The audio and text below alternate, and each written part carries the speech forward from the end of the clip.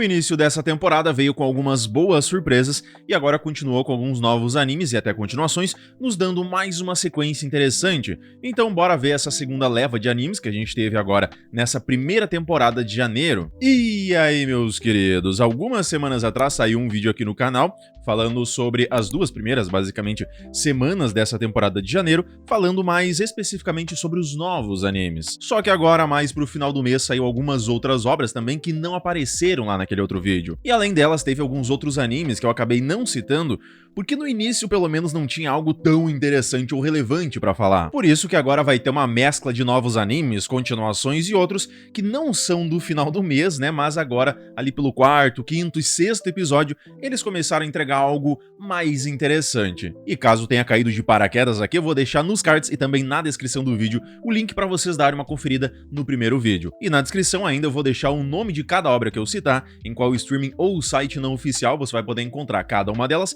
e ainda se estão legendadas ou dubladas. Mas sem demora, eu vou começar por aqueles animes que eu acabei deixando passar e não coloquei no outro vídeo, sendo que a recém agora eles começaram mesmo a entregar algo um pouco mais interessante, como é o caso do Isekai no Satawa, esse que muita gente perguntou e falou do porquê não tava no outro vídeo, sendo que é um Isekai BL de um homem que é arrastado para um outro mundo por engano, porém consegue um emprego ali de contador, e no que vai se dando muito bem, é promovido rapidinho, arrumando as bagunças financeiras do reino, e aí acaba chamando a atenção também de várias pessoas com cargos e reputações muito altas, e um deles vai ser o cara com quem ele acaba se envolvendo um pouco mais. Um anime que o primeiro episódio, pelo menos, foi muito legal, porque introduziu até o personagem de uma forma decente, que não dá pra esperar muita coisa também dos isekais de hoje em dia, né? Mas até que esse daqui realmente ficou bem bacaninha. Só que depois o romance parece que vai de 0 a 100 do nada, e não foi aquela coisa mais sedutora ou romântica, é bem mais diretaço ao ponto. Parece que todo o resto do mundo, a fantasia, o trabalho dele e algumas outras coisas tivessem sido esquecidas, e aí a proposta versus a entrega tava deixando a desejar. Porém, assim como o pessoal comentou, na continuação dele ele começa a expandir um pouco mais essa história, volta a falar sobre o geral e o entorno do casal no decorrer dela, e aí realmente vai ficando um pouco mais interessante e até complementa melhor esse romance dos dois, não batendo sempre naquela mesma tecla com o mesmo tom.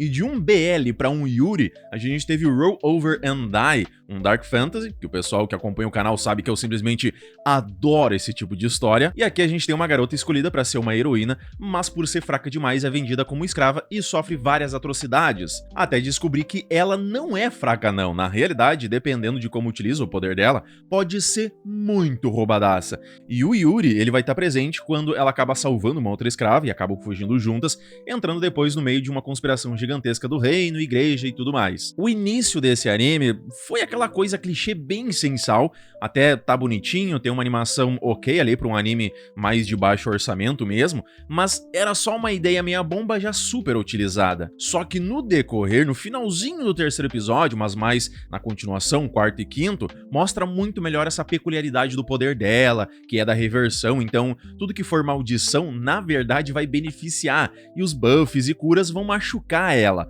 Além de que tem toda uma trama e mistérios, onde os demônios desse mundo não são os caras maus. Então, sendo um anime mais básico, que geralmente demanda uma progressão um pouco mais rápida, ele acabou demorando um pouco mais para criar essas camadas, desenvolver mais os outros elementos, mas agora sim eu realmente comecei a me interessar de verdade por essa história. E ainda ele tá com aquele arzinho de que tem coisa boa chegando por aí. E por mais que eu falei que o início desse anime não é lá tão legal assim, ele teve uma nota de 6.65 que eu achei bem baixo, perto da qualidade geral, quando a gente compara principalmente com outros animes medianos da temporada, que conseguiram ficar com notas melhores, e na minha opinião não são melhores, eu acho que o pessoal acabou descendo o dedo demais aí e deram uma nota muito baixa perto do que ele entrega. Pra mim ele fica na casa dos 7 uns quebradinhos. Agora, o Niji Kyusai, que eu até acabei citando ele lá no outro vídeo, porque ele é uma história que começa muito bem. É aquele mais mediano básico, mas que tem uma comédia fofinha que funcionou demais. E a base dele é super simples, de um aventureiro que acaba encontrando uma garotinha órfã numa dungeon,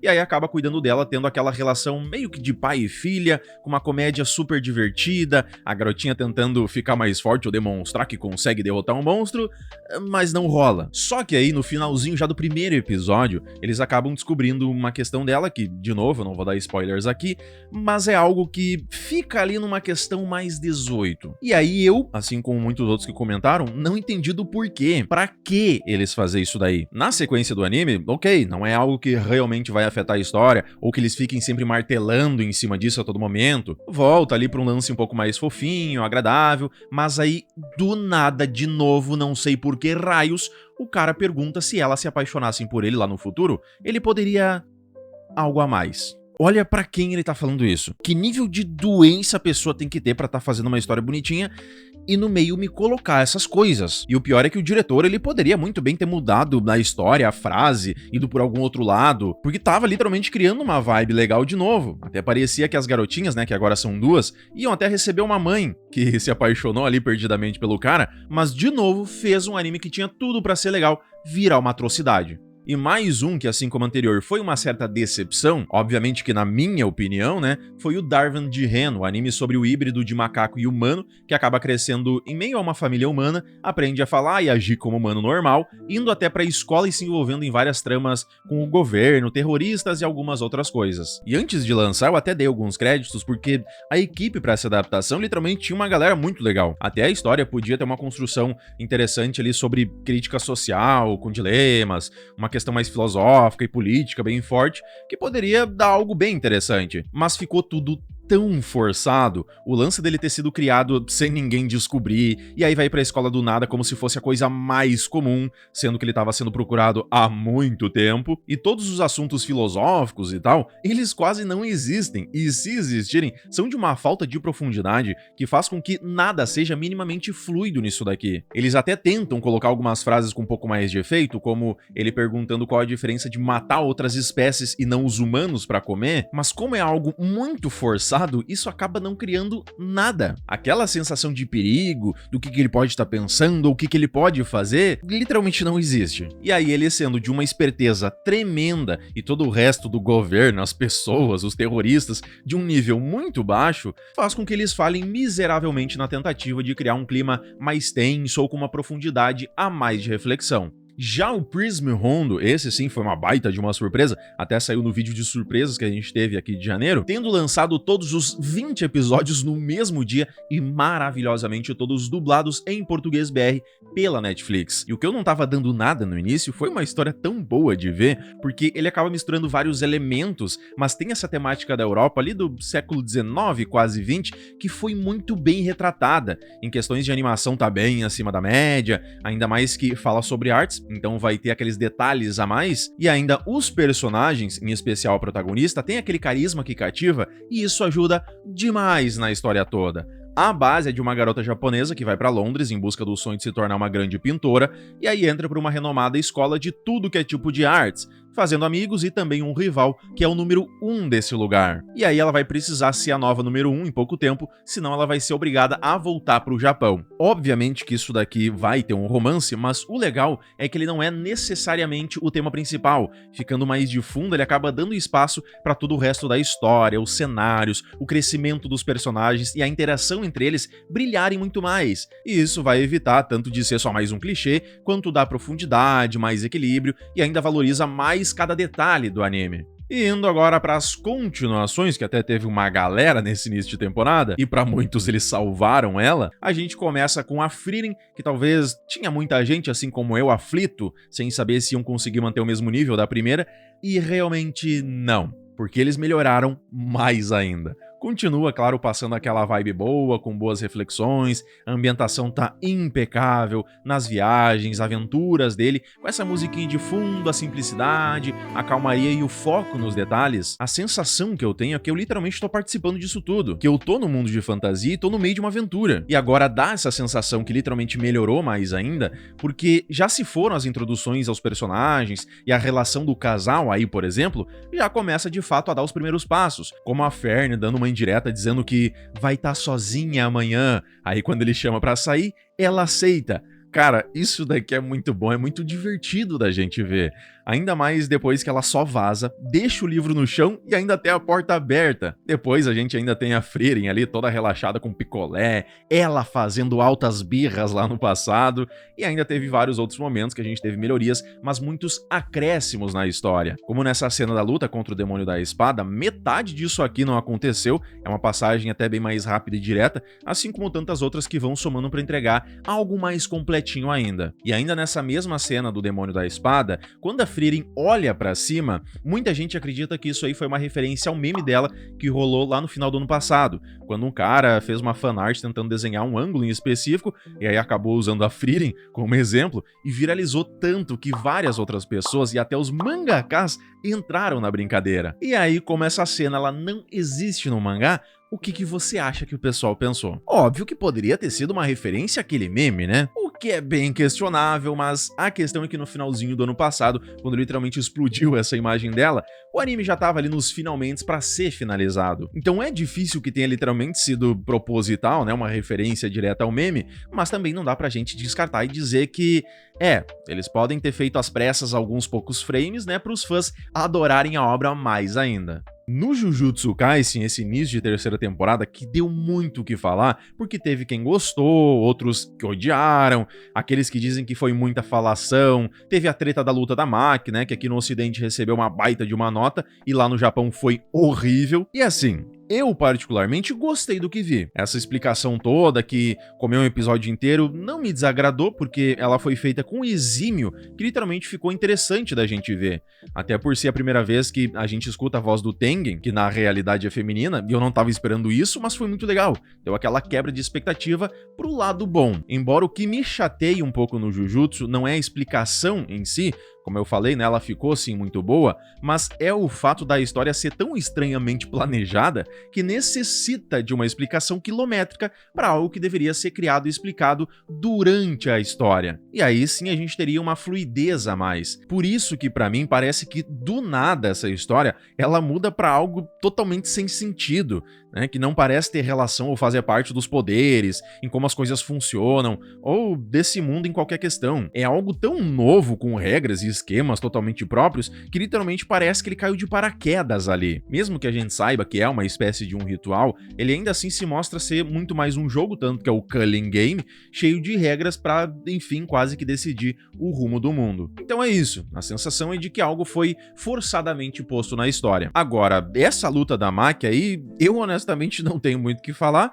porque pra mim foi sensacional, não teve grandes cortes do mangá, pelo menos pro anime. A Light Novel eu realmente não conheço ela, mas deram um ar bem imponente pra Maki, uma bela de uma execução da luta, um tom dramático e ao mesmo tempo uma trilha sonora puxado mais pra algo divertido, o que é proposital pra não combinar com a violência das cenas, e aí acaba gerando aquela sensação de desconforto a mais e cria um choque maior com essa brutalidade da luta. E falando de luta, essa em específica da Maki, eles deram muito mais tempo de tela pra ela porque foi muito mais longo do que o mangá, e ainda com detalhes muito melhores. Agora, se eu tivesse que reclamar de alguma coisa, eu só queria ver um pouco mais de gore nessa cena onde tudo acaba ficando cinza. Mas no geral, mesmo tendo muitas explicações, ainda assim consegue entregar uma bela ação, momentos bem frenéticos e uma história que poderia ter sido melhor executada para não dar essa caída aí na obra, mas ainda assim é um belo de um anime.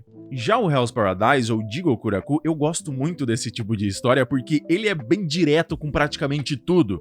Ah, o personagem tal parece estar lutando, mas acho que ele não vai morrer. Morreu. Ah, o fulaninho lá parece ser bem forte, então ele vai durar bastante. Morreu no segundo episódio. Isso vai se estendendo agora para essa continuação e como quebra um pouco daquele clichê de que todos vão ficar vivos, né? O personagem que tem uma história triste vai ficar bem. Não, ele desfalece logo que encontra o amor da vida dele. E agora a gente volta quase que direto na ação mais frenética, com os treinamentos. Embora sejam passagens mais rápidas, ainda tem mais daquela comédia leve, só que melhor introduzida, na minha opinião, o que deixa tudo mais divertido de se ver. Tipo a Sagiri ajudando o Gabimaru a controlar e a repor o tal dele, e a galera ali de plateia e a Mei olhando tipo...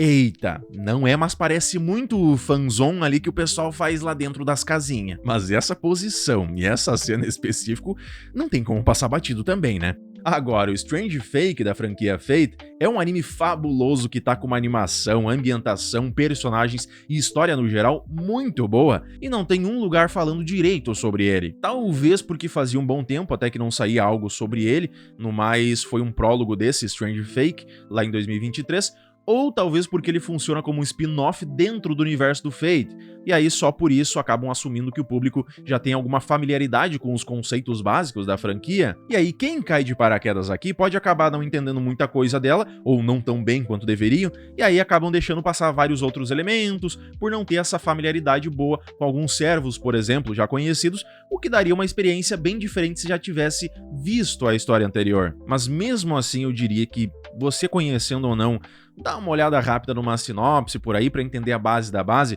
porque vale sim muito a pena, ele tá com uma boa de uma profundidade de história, tem um peso legal e é uma lindeza purinha, coisa que o Fate já é bem conhecido. E ainda por último, Medalist, um anime que virou meu queridinho, mesmo sendo de um tema que eu não sou lá grande fã, né, que é o do esporte. Que anime sensacional! Além de ter sido sempre elogiado até por profissionais desse meio, que é a patinação artística no gelo, pela qualidade do conteúdo, do passo a passo de cada salto e das manobras, dos macetes e até as dificuldades e problemas muito bem impostos, toda a história ao redor, embora seja um pouco mais centralizada em dois personagens em específico, como ela cativa, mais que a primeira talvez porque já inicia nas competições e aí consegue deixar a gente mais apreensivo ainda se vai dar tudo certo ou não. E a Inori, a protagonista, mesmo sendo meio desajeitada e super inocente, ela transpassa tão bem esse peso todo e ainda consegue ser de uma fofurinha divertida que só. É isso aí, pessoal, muito obrigado por terem chegado até aqui, espero que tenham gostado do vídeo e não esquece,